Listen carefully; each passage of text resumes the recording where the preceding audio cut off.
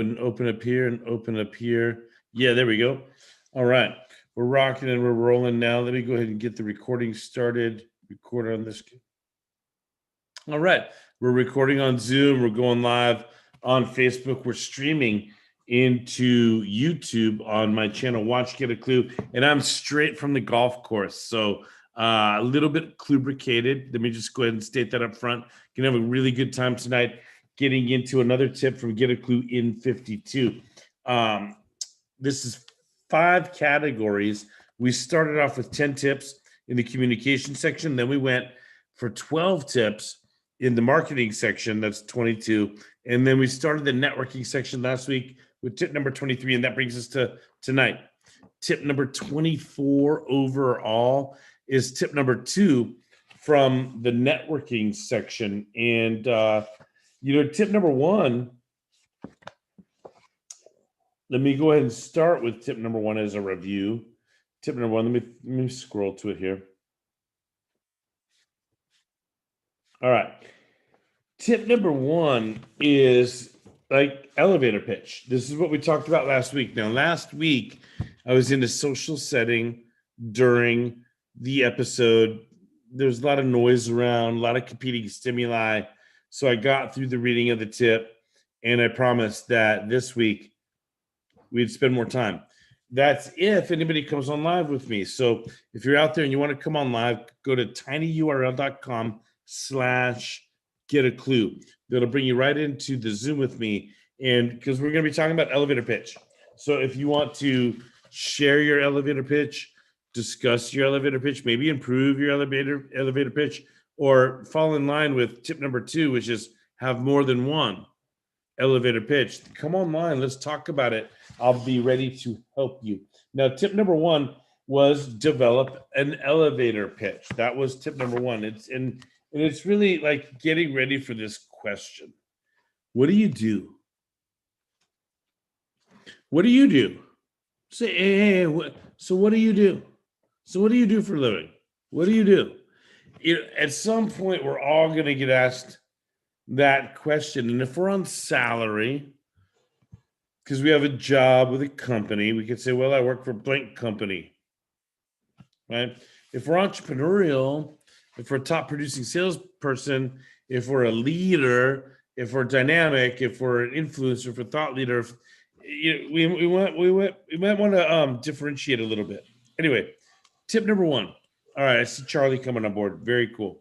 Tip number 1 in the networking section is to develop an elevator pitch. I go into depth a little bit about like basic questions your elevator pitch should be answering. Who are you? What problem in the world do you solve? And why do you solve it better than anybody else? To keep it super simple. Who are you? What problem do you solve in the world for other people?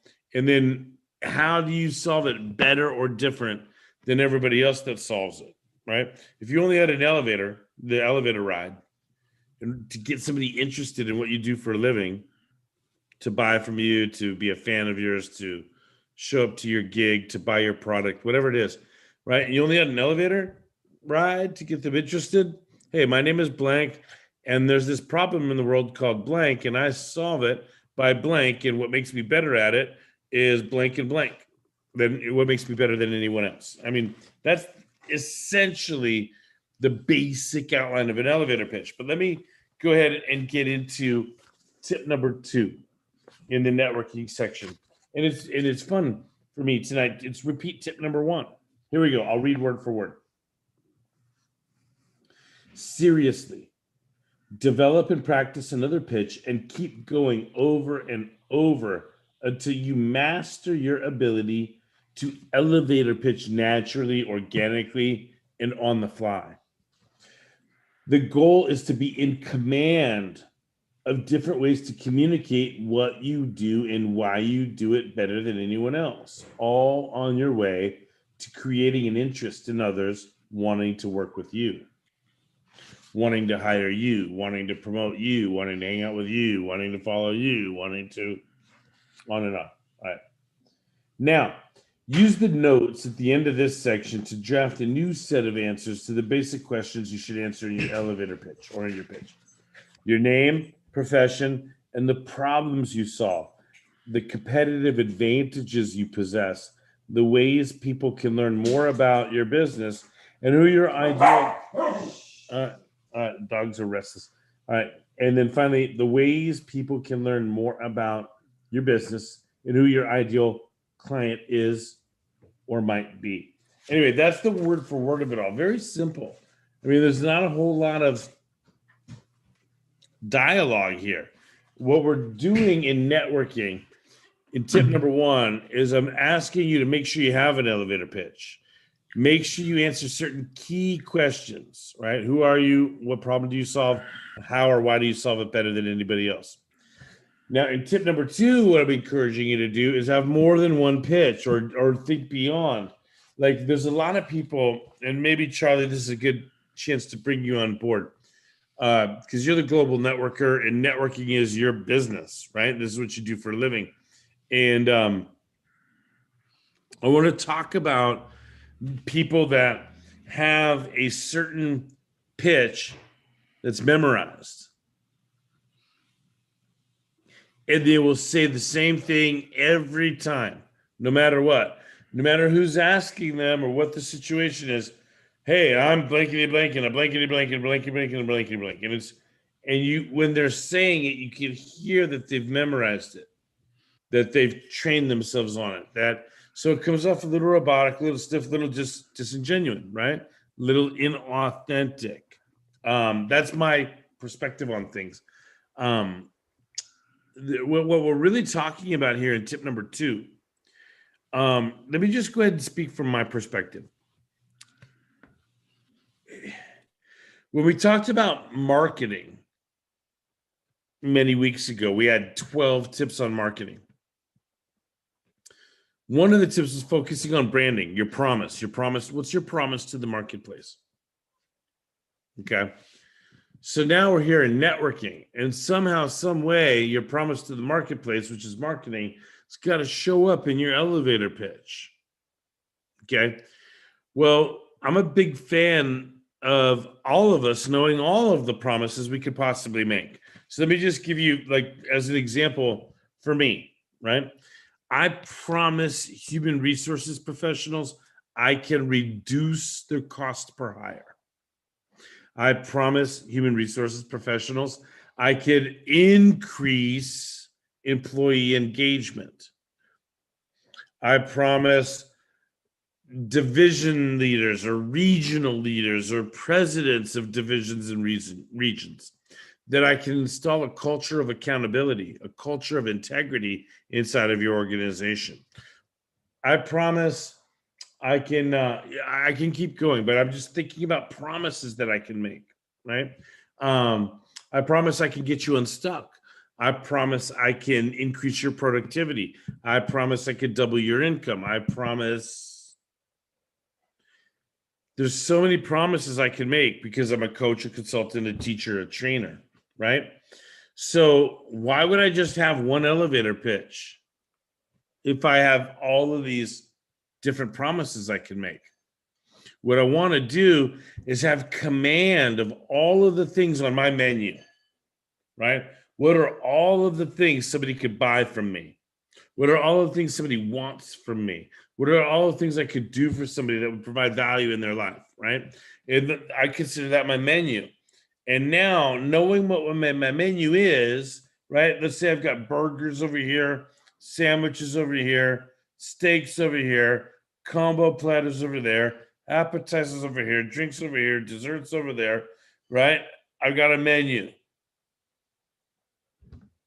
If I could deliver everything on that menu, why would I memorize just one elevator pitch? Why don't I instead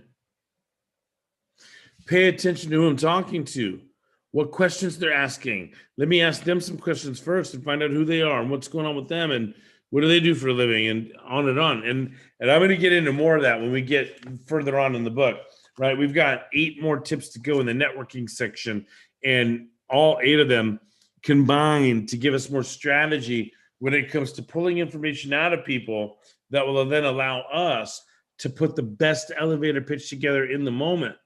Not because we have one elevator pitch memorized, but because we know we have such command of what we do, why we do it better than anybody else. What do we do? Why do we do it? What are all of the things that we do? And then why do we do it better or different than anyone else? And now we've got tons of elevator pitches. And we're going to pick the right one. We're going to put together the right one conversationally, organically, genuinely, in real time, right? Without seeming robotic or stiff or memorized or not genuine. We're going to put that together because we've mastered who we are, what we do for people, and we believe in all of that stuff. So, all right, 11 minutes into it, get a clue in 52. Tip number 2 is to revisit tip number 1. What's tip number 1? Develop an elevator pitch. So what am I saying in tip number 2? Don't just develop one elevator pitch. Come up with many elevator pitches. Practice and practice and practice and practice and work on it and try it out and call your friends and say, hey, will you listen to a couple of elevator pitches that I'm working on? Right? And get your friends, your colleagues, your associates involved in what sounds good, what feels good, what gives you the energy, what makes people want to learn more about what you're doing. Like, figure it out. Elevator pitch is critical. If you only have 30 seconds with somebody, how in 30 seconds can you get them interested in you? That's where we're at. Tip number 2 in the networking section is tip number 24 overall, and get a clue in 52. I had to stop for a second because we're like almost halfway through the year. Can you believe it? Remember when we couldn't wait to get out of 2020? We're almost halfway through 2021. Are you achieving what you want to achieve? I digress. Charlie, let me go ahead and open it up, or ask you to open up. You're on board with me live all the way from South Africa.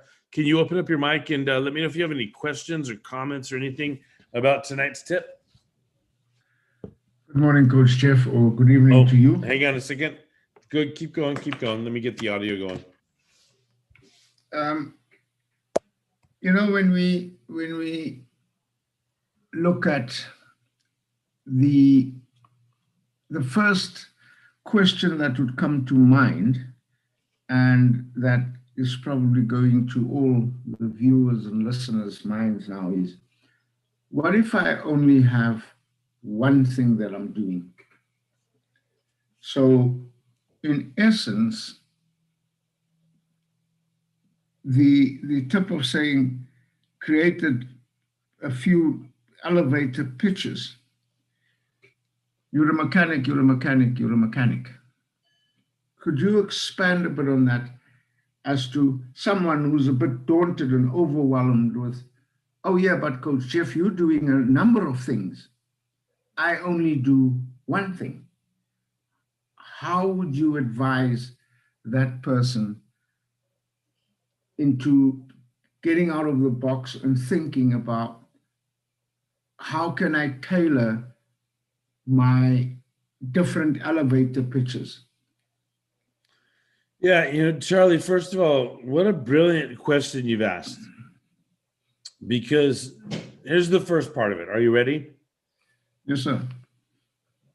You have to start with mastering or confidence or you some sort of certainty around one thing. It's got to start there, right?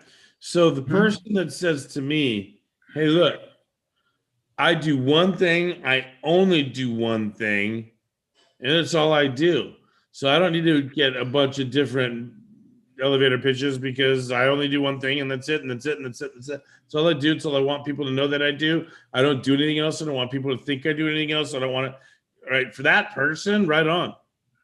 Then go ahead, master that elevator pitch. That's tip number 1. Go ahead and master it, command it, own it, and deliver it conversationally, deliver it, nonchalant, deliver it as effortlessly as you breathe and blink. Are you with me? If it's really the truth that you only do one thing. Now, when I put my coaching hat on, I'll call bullshit and I'll say, no, you do more than one thing. Yes. Anybody that wants to argue with me that they only do one thing, go ahead and, info@getaklu.net. Go ahead and go to getaklu.net and apply for 2 complimentary coaching sessions. Are you with me? Put your contact information in the chat box. You get 2 complimentary coaching sessions with me. And I promise you, after 2 complimentary coaching sessions, you're going to realize that there's a lot of things you do for people and that you need more than one elevator pitch. Now, for those of you that are rigid and stuck and committed to one thing only, and that's your comfort zone, you don't want to grow and you don't see your menu expanding beyond that, okay, go ahead and master one elevator pitch. Go ahead and do it. There's 10 tips in the networking section, and if you follow 9 out of 10 of them, right on, you're probably going to do all right. Okay, but the second tip is to have more than one pitch. To think more about what you do for people, to expand your mindset, right? What is peripherally related to what I do for people? What else can I offer people? I'm going to quote my good friend Damian Elston right now, and I don't know if he got this from someplace else, right? Whatever, but I'll quote Damian. He says, "Look, he uses the example of protein powder. Charlie." Yes, sir. Ask me what I do for a living. What do you do for a living, Jeff? I sell protein powder so that people can get fit. What type of protein powder is it? Oh, the best on the market. What makes it the best on the market? Oh, all the ingredients. What are the ingredients? Well, do you want me to read the label to you, or would you like to try some? Well, if you could give me at least 4 or 5 premium ingredients in it. Well, I could give you some free samples and you could read the ingredients or take them to a lab. Would you like some free samples? Hey, anyway, thank you for role playing with me. Charlie, do you hear what's going on? If I only got protein powder, that's it. I'm going to find myself on a dead end, aren't I? Yes. All right, let's do this again. Ask me what I do for a living. What do you do for a living, Jeff? I make sure people achieve their fitness goals. And how do you do that? Well, there's a lot of different ways. Okay. Do you have a program? It depends on the starting point for each person I work with. Some people are really good on diet, but they suck on resistance and they suck on strength. Other people are really good at, endurance, but they suck on resistance and they suck on diet. Some people are good on diet and they're good on endurance, but they're weak. They can't lift anything to save their lives. So I customize my approach. And sometimes what they need from me is protein powder. Other times they need an exercise regimen. Sometimes they need me to be with them on the beach doing the exercises that I recommend. Do you hear the difference, Charlie? Absolutely. When I said all I do is sell protein powder, I'm going to be backed into a hole at some point. Yes. So if all I sell is protein powder, all I'm trying to do is make money. But if I'm trying to help people achieve their fitness goals, my money will come if people achieve their fitness goals. And now I got a bunch of different ways that I can help people do it. So I'd have more than one I would have more than one elevator pitch. Yes, and that is where my second question was going to go to is, depending on the environment you are in. Yep. Like you'll be going to different networking events, and you obviously going to networking events, you need to know why you are going to that event and what your outcome needs to be at the end of the day. So you have now, for example, in the role playing we did now, is you are at a networking event, you've maybe accompanied your wife, and it was maybe a charity event where there's a lot of women and so forth, and it was something about pots and pans, whatever it may be. You then know who you would then be having to speak to, and then you could relate or have a different elevator pitch than when you are going to the normal fitness groups or to a gym or to an event that sells sports equipment. Well, yeah. I don't hear a question there though. Yeah, what I'm saying is you must be able to adapt your elevator pitch. Yeah. Okay, now I know where you're going. Yeah, and you might know this from we did this last year. You were on board every week last year, right? So you have the benefit of having been on board when I've read all 10 tips in this section. So without ruining it tonight for what's coming the next 8 weeks, realize that there are tips on their way in this networking section. It's going to make what I'm saying tonight a lot more fruitful, a lot more beneficial. For now, the tip is last week, develop an elevator pitch. This week, revisit rule number 1. Keep working on it. If you only have one, make it, understand it so good that it comes out naturally and conversationally. But beyond just having one, I recommend that you think about all of the things that you can do for people and develop elevator pitches around every brand promise that you might be able to make. Now, I offer variations of brand promises that I make in my marketing, right? Like, I promise I can help you know yourself better. I promise I can help you find or attract a soulmate. I promise I can help you get rid of toxic relationships. I promise I can help you reduce cost per hire, increase sales, increase employee engagement. I bet on and on and on and on. There's like literally dozens of promises I can make. Right? And that's me because I'm lucky. It's all communication, right? Communication affects everything. You increase communication, you take care of everything. So I have a lot of different promises I can make, but it's important for me to know how to communicate those promises in 30 seconds or less.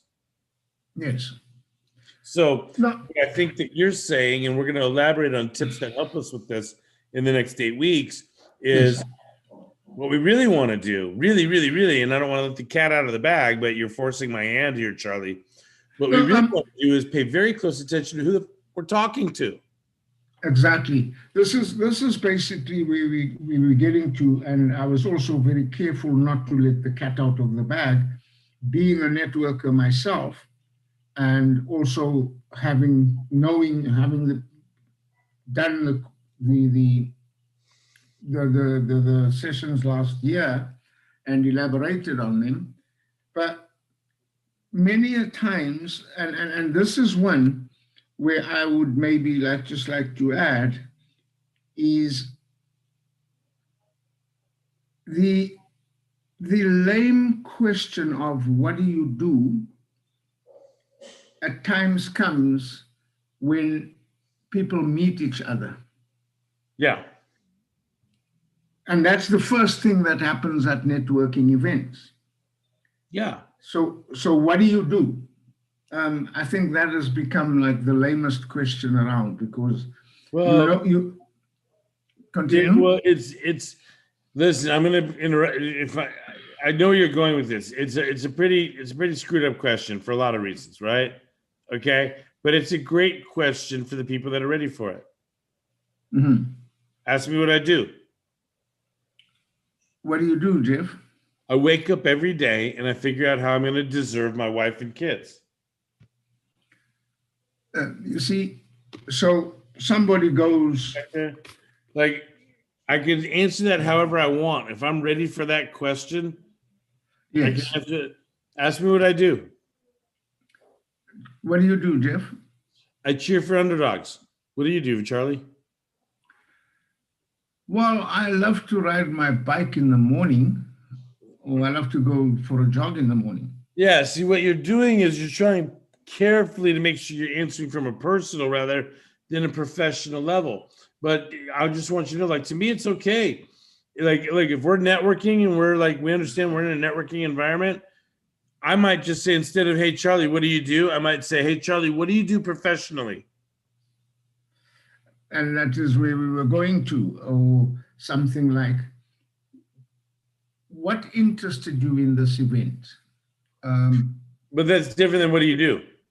Yes. Right. So now you're letting the cat out of the bag because I got future tips coming up in the next 8 weeks about how to approach networking events. But for this question, what do? You better have an elevator pitch ready. And I'm just basically telling you in tip 1 and 2, you have one ready. And if you advance to tip number 2, Have more than Yes. one ready. Be hyper aware And- of all of the things that you could possibly do for somebody, and don't rely on just the one thing that you think you do because you memorized one elevator pitch.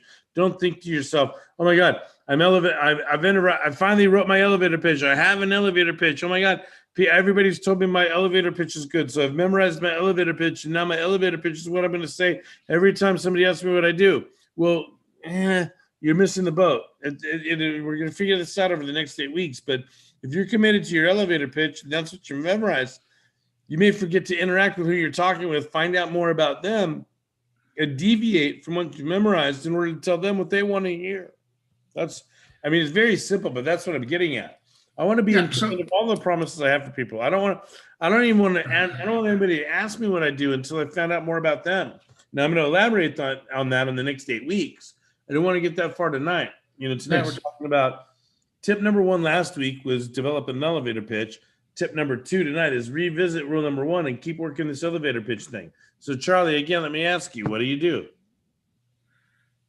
Well, I'm a global connector, though. And why are you better at that than anybody else? Well, because I don't just connect people, I connect value to value. And do you have any sort of like process or criteria by which you screen folks before you introduce us to one another? Yes, absolutely. I clearly ascertain what it is that you need or the reason why you would want to be connected to the other person. Who competes with you? Like, is anybody that competes with you? Do you consider yourself to have competitors?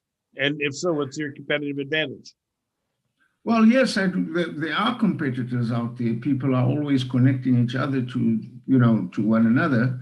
But my competitive advantage is by doing a basic, clear understanding of would you actually be a fit to the other person? Or would that other person you want to be connected to be a fit for you as well? Yeah, I'm going to go ahead and stop the role play here, Charlie. But like right now, I see room for you to improve. I think anybody that does what you do for a living is going to say the same thing that you just said. Mm-hmm. I make sure there's a fit. That doesn't differentiate you. Well, in one sense, it is part of the process, but in really digging into many aspects. But hang on. Without getting into detail here, Charlie, trust me now and hear me. Yes. Yes. Do you see the opportunity that you have? Yes, absolutely. Okay. Remember, competitive advantage is all the answers to 2 questions. What do you do better than anybody else that also does it? So you're going to say, hey, I find out if there's a fit. Well, everybody's going to say that. You have to let me know how you find out what the fit is better than the methods that anybody else uses to find out if there's a fit. That's number 1, right? 2, what do you do that nobody else does? Right? Like, so you don't have to answer those questions right now, but here's what I'm getting at. When I talk about an elevator pitch, tip number 1 last week, what problem do you solve? What competitive advantages do you have that help you solve it better or different than others? Right? And who's your ideal customer? Tip number 2 this week is repeat tip number 1 and keep on working on elevator pitching over and over and over and over and over again. When I just caught you off guard without knowing I was going to ask you, Charlie, you didn't have a real true competitive advantage. Yes. Anybody that commits themselves to being a networker is going to tell you that they make sure that there's a good fit. But what you need to go deeper and tell me, why is your method of screening better or different than anybody else's? Mm-hmm. Does that make sense to you? 100%, Coach. Okay. All right. I really appreciate you being here to help me make that point. To give me somebody to interact with, of course, as well. All your loyalty. I mean, like, I can't believe it, man. Almost a year and a half we've been doing this, and you've been so consistent being on these sessions. I want to make sure you get tons and tons of value. You're taking the time to be here, so like literally you're getting free coaching, right? Absolutely. And I really do appreciate it. And appreciate you too. Yeah, hear what I'm saying, Charlie. A financial advisor, right? Yeah. Financial advisor. I'm going to say, hey, what's your competitive advantage, financial advisor? And you know what the most I'm going to say it. Swinging Dick Financial Advisors are going to say, you ready? Yes. Well, I really take the time to get to know you. I take the time to really get to know my clients and really figure out what their goals are, and then I structure a plan around that. How does it differentiate them from any other financial advisor? That's what every financial advisor is going to say they do. Does that make sense? Got you. Right. But if a financial advisor says to me, if I say, hey, what makes you different than other financial advisors? And if they say, well, in addition to my Series 6 and my Series 33 and my Series 7 and all of the licenses that I needed to get in order to advise people legally on their finances, I also went through 37 hours of coaching and leadership training where I'm more of a full, well-rounded leader. I'm not just a financial advisor. I'm an advocate for your growth in life. It's not just financial stuff I learned. I also learn, right? Like if they say I learned motivation, I learned accountability, I learned drivers of inner psychology, I learned persuasion, I learned influence, not just financial, not just my Series 6 and my Series 7 and all of the things that the state board will regulate me on. But I'm studying persuasion. I'm studying marriage and family counseling. I'm studying the drivers of human psychology because I want to know what's keeping you in the way from managing your money. Now I have a competitive advantage as a financial advisor, don't I? Absolutely. So because you what I'm getting at there, Charlie? Got you. Right. So I would be, beware, not just you, but anybody out there, right? It sounds good in your head, but when it comes out to the other person, it needs to sound better or different than anything else they've ever heard. Got you. And that's what I'm asking you to spend more time on elevator pitch than most people might. Most people, they memorize an elevator pitch and they use it all the time, and it puts them in a box and it makes them robotic and stiff, and they don't seem genuine. They don't seem real. They don't seem flexible. They can't adapt. They can't ask good questions, find out what's going on with somebody, and create an elevator pitch on the spot that really absolutely fits like a glove everything we just learned about the person that we're talking to. Now, in the next 8 weeks, in Get a Clue in 52, we're going to talk more about how to get that information out of people, aren't we? Right? Charlie, you've been through this before. We're going to talk about how to learn more about people so that by the time we open our mouth, we're smarter. Plain and simple. There's a lot of people out there that are networking, marketing, selling. Hey, let me give you my business card. Hey, let me give you my business card. Hey, let me give you my business card. Oh, that one. Right? There's a section we do get into on that one as well. Yeah. So I'm like, look, I'm not giving you my business card until I know more about you. Can I ask you some questions?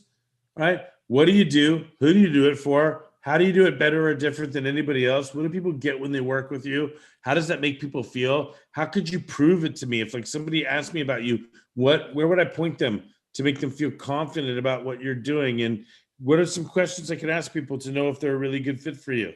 That's what we're headed towards later on in the section, right? But when you command those questions, you can ask those questions at networking events. If you follow tip 1 and 2, the elevator pitch that you come back with in return is going to be spot on to everything that you just listened to, right? So we're not there yet. Let's not let the cat out of the bag, but let's start with elevator pitch. Tip number 1, elevator pitch. Tip number 2, revisit rule number 1. Keep working on elevator pitch. Expand to elevator pitches. More than one elevator pitch, or one elevator pitch for every problem you solve. One elevator pitch for every product you offer. Whatever elevator pitch for every service you offer, or experience you offer, or investment you offer, right? Keep on working it. Work it. That's tip number 1 and 2 at networking. Before you ever put yourself in the position to network, make sure you know how to describe what problems you solve and how and why you do it better than anybody else, period. That's it. And it's not just one problem. If you only solve one problem, you're going to have a hard time, I think. If you're solving a bunch of problems, then you really want to help people. All right. Charlie, what else? Anything else from you? Questions, comments? No, other than, I cannot thank you enough for doing Get a Clue in 52. And I'd encourage anyone who maybe picks up in some news feed or wherever is to get on and come and join us. We actually enjoy this interactive coaching and also discussions around topics that will help you increase your business, better your insights, elevate yourself. And the group Get a Clue in 52.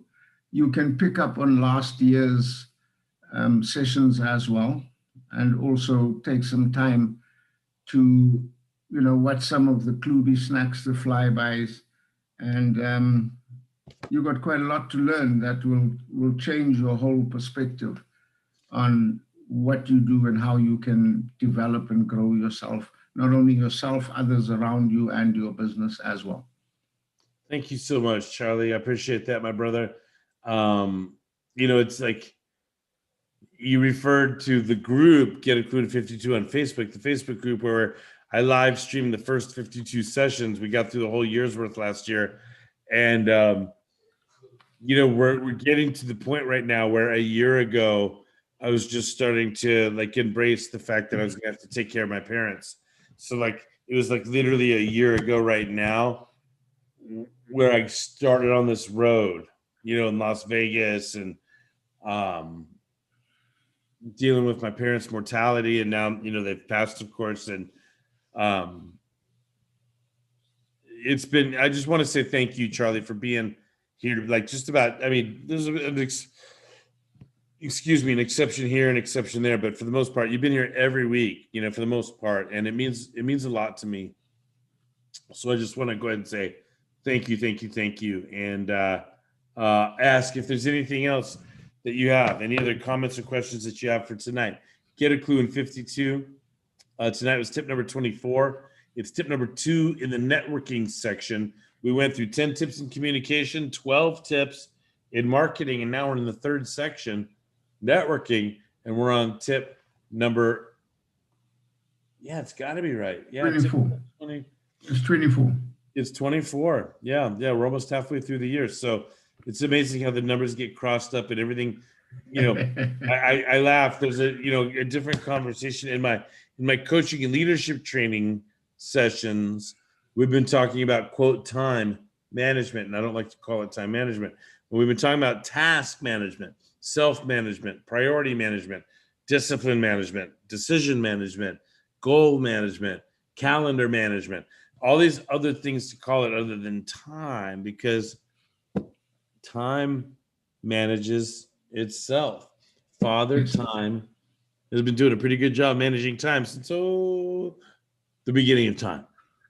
So we are fooling, not to digress too much, but we're fooling ourselves when we say, I wish I had more time. I need better time management. I need to manage my time better. I wish I had more time. Forget that. Father Time's got all of that taken care of. Trust me. What we need to manage is our decisions, our priorities, our habits, our calendar, our there's other things that we have 100% control of that we need to manage. But time isn't one of them. Time keeps moving. Time doesn't wait for us. Absolutely. All right, man. Absolutely. I love you, Charlie. Anything else tonight? Well, which question's coming next? Oh, you want a Cluby snack? Oh, yes. All right. I do know it. Let me look. Let me consult my journal and see if we have something new and fresh for you. Are you ready? I'm ready. All right. Let's see what we got here. You're gonna have to tell me if this is a repeat. You gotta let me know. I will. Cluby snack. All right. Let's see here. Have we talked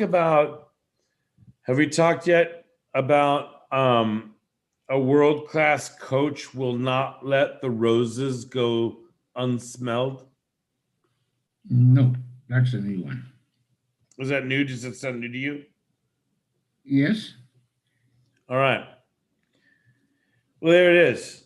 And we can make it sound better. Let no rose go unsmelled.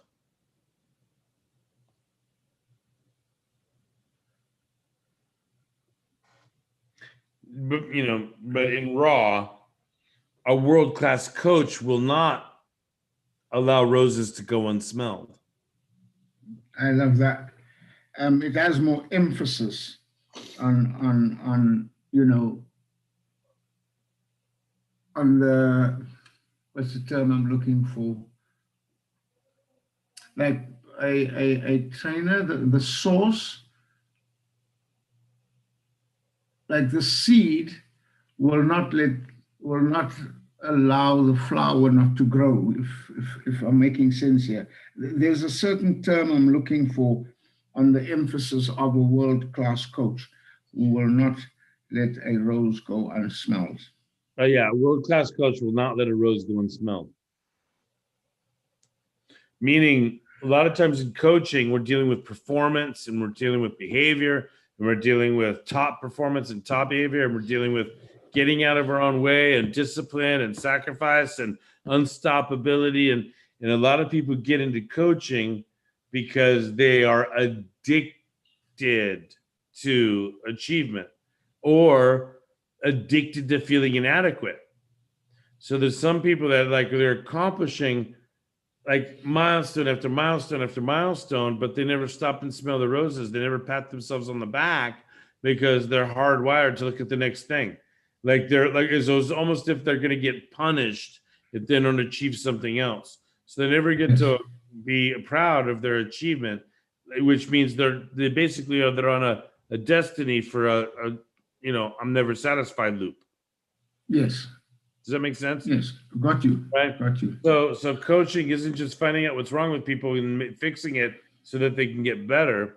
Sometimes coaching is telling people how awesome they are and that they need to actually figure out how awesome they are. Like just like stop trying to achieve more stuff for just 1 second and just realize, will you smell this rose? Yeah, you can achieve that next week, but smell this rose first. Yes. I digress. Absolutely. 100%. I love it. All right, man. Well, it loves you. Thanks for always asking me every week about a Klu snack, man. That's fun. Actually, I have quite a lot of fun with it. All right, Charlie. Anything else for tonight, my man? No, thank you very much, Coach Jeff. All right. It's quite, as usual, quite a very good session. All right. Well, thank you. We're going to wrap up the 24th session this year. We did this last year when I had this version of Get a Klu in 52, but there's so many more improvements to this version. I've cleaned up grammar and spacing and formatting and pictures, and a lot of good stuff has been cleaned up this go round. So I'm happy to be doing this every week this year as well. Oh my God, what is it, 24 weeks plus the 52? Has 76 consecutive weeks of Get a Klu in 52. Version 1 now, second edition, version 2. Now, what's cool about this version, Bo, by the way, just let me go ahead and say this. This version has a preview chapter of the integrity game, which is the book I'm working on, which is the keynote, which is the comprehensive approach to personal and professional growth that I want to put on the map in a big way, the integrity game. So if for no other reason, pick up a second edition of the book so that you can start reading up on the integrity game, and then you'll be ready for when that book comes out. Charlie, anything else for tonight, my brother? Just say, have a good week, Coach Jeff, and thanks once again. And regards to the family, everyone out there. Again, thank you very much for what you are doing. You are really impacting quite a lot of lives. My pleasure, Charlie. And we appreciate you. Thank you so much. Let's go ahead and seal it with a kiss. Here we go. Mwah. And then back in here, mwah, on the Facebook side. Thanks, Charlie. I love you, brother.